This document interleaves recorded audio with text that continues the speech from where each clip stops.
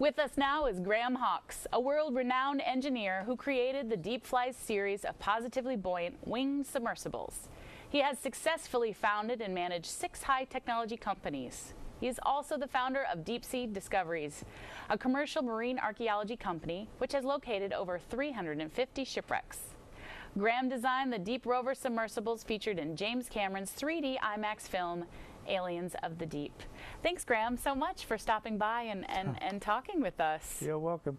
So with every interview, I do something to kind of break the ice, and I have this kind of old image and distorted image of the deep sea canyon in the ocean. Can you tell me what you think of when you see that image? Really? Yeah.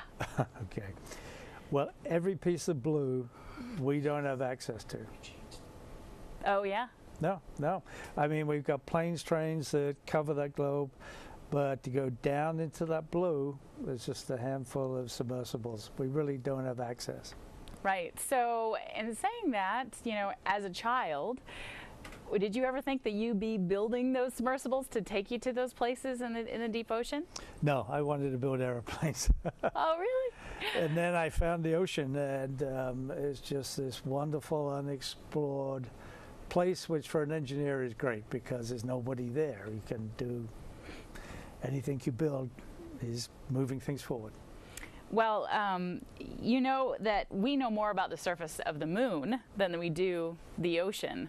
What do you think about that? I think it's crazy. This is our planet. I mean, it's even worse than that. Look, we share a planet with a neighbor, 55 foot long, the Kraken, the giant squid. We've never met them. You know, and so the idea is that they're rare, but they're on the menu for the blue whales. They're probably not rare. I mean, look, we just live on the little bit of land that sticks up out of the ocean. 94% of life on Earth, so I'm told, is aquatic. We know almost nothing. We're not masters of this planet like we think we are. Yeah, right. Well, you are the founder of one of these amazing companies, Deep Sea Discoveries, which is located over 350 shipwrecks. There's more than that out there. I mean, there's tons of shipwrecks in the ocean, but what do you think's been your favorite? Favorite shipwreck? Oh, yeah. wow. Shipwreck. Oh, you know, my favorite thing in the ocean is to take somebody down in one of our craft, you know, an ichthyologist, and you say, Bruce Robinson's a pal. Bruce, what's that? And Bruce will say, that's a blah, blah, blah. And Bruce, what's that? Blah, blah, blah. That doesn't interest me. What really gets me going is, Bruce, what that? And Bruce will go, I don't know. Never seen one of those before. And so it turns out that we can go places where 50% of the eyeballs looking back at you aren't classified. We don't know what they are. That's pretty cool. Yeah, well, to us, I'm more of an avocational archaeologist, but we call that bioclutter. But there's so many cool things to see in the deep ocean. But you personally have completed a solo submersible dive to 3,000 feet below the surface. That's a long way down. What's it like being alone that deep underwater? You know, it's rather wonderful. It's a very peaceful, calm place. You just realize how big this ocean planet, Earth is a silly name for this planet, by the way. Right. How big this ocean planet is. So I can tell you, once you get down there and you look, all you want to do is to go over there and see what's over there, because you don't know. Well, can you tell me about the race to the bottom of the ocean? I've heard so much in the news today about all these different groups wanting to make it to the bottom. There has obviously been Don Walsh was with us earlier. He's been to the bottom, but you actually get to fly around and see what's there instead of just going down and sitting on the bottom. Can you tell a little bit about, you know, this race that's going on? Well, yeah. Look, Steve Fossett, the guy who went around the world on a balloon, unfortunately we lost about 4 years ago in an aircraft accident. So he and I worked together he wanted to set the world's deepest record to the bottom of the ocean, a record that can never be beaten. And so we built a craft. But it flies. It doesn't sink like a submarine. It actually flies down like an airplane. And I'm afraid that that's what's captured my passion, is the idea that it could fly. So we did build one that'll go to the Marianas Trench. Should have gone. It hasn't gone. Steve lived, it probably would have gone 4 years ago. But now, trust me, we are flying in this space with animals, and it's just extraordinary. Well, tell us a little bit more about that. Can you talk about those deep flight expeditions, the animals and seeing them 3D, I think, right? Well, you know, the early goals of that program was just the engineer and me wanting to go and fly in this blue space. I just had to be in my bonnet that sinking is kind of dumb and we need to go fly. And we've done that. And so you're flying in this incredible space looking around, and then you realize what you really want to do is to go and move with these big animals, the sharks, the whales.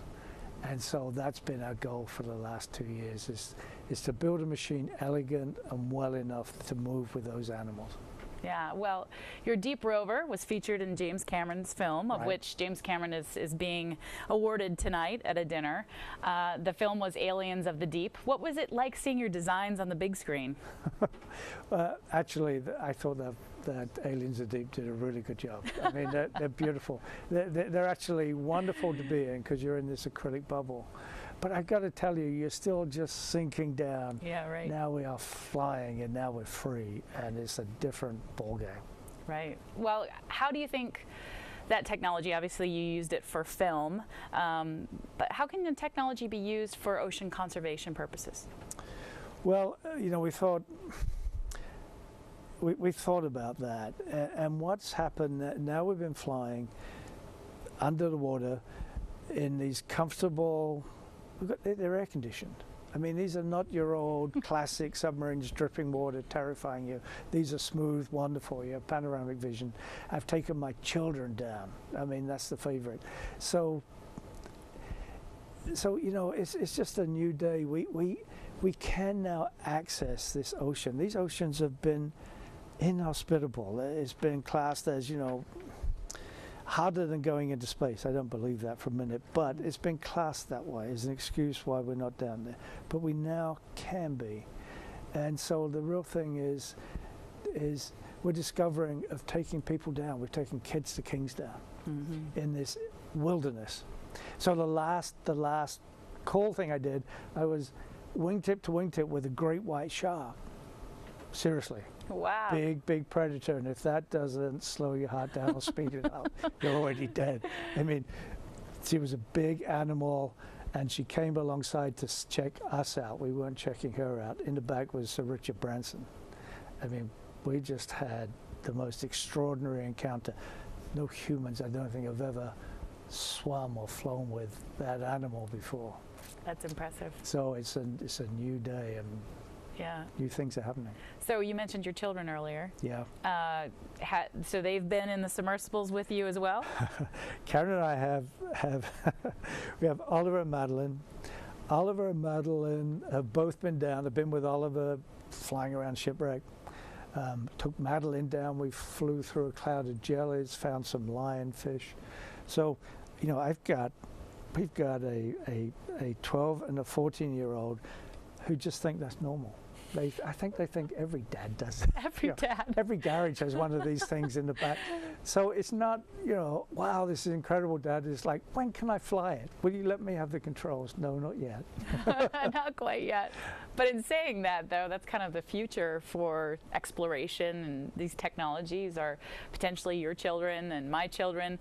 Taking that next step to, you know, opening up the bottom of the ocean further than what we've ever done before. I think that's right. I really do. I think that, you know, I mean, our generation or our parents weren't flying. They got trains everywhere, right? But we think nothing of flying. But our generation had no access to the inner part of this planet. The next generation will. Right. It's just going to be that different. Right. So, you know, our whole thing, we've got these beautiful marine sanctuaries. Nobody can see them. How do you protect things that the public can't get to? But they will. Right. It's going to change. Right. It's going to change. Right. Well, I tell you, I'm going to come home from this and they're going to go, Mom, why don't you do that? Why don't they do that? And that's what I'll say. So we have one last thing I want to ask you. And, you know, we have so much to thank the ocean for. What do you have to thank the ocean for? Mystery. You know, I went through school with teachers telling me, knowing everything. You ask a question, they know the answer. The thing about the oceans is there are more questions unanswered, and it's for the next generation. They need to smile. They've got a lot of work to do, a lot of fun things to discover. This is not a worn-out, explored planet that some of their teachers think it is. They've got decades of exploration. Well, Graham, I'm going to be following you, and I'm sure you'll see amazing images of the bottom of the ocean coming from your subs or your children's subs. So thanks a lot for stopping by and being with us.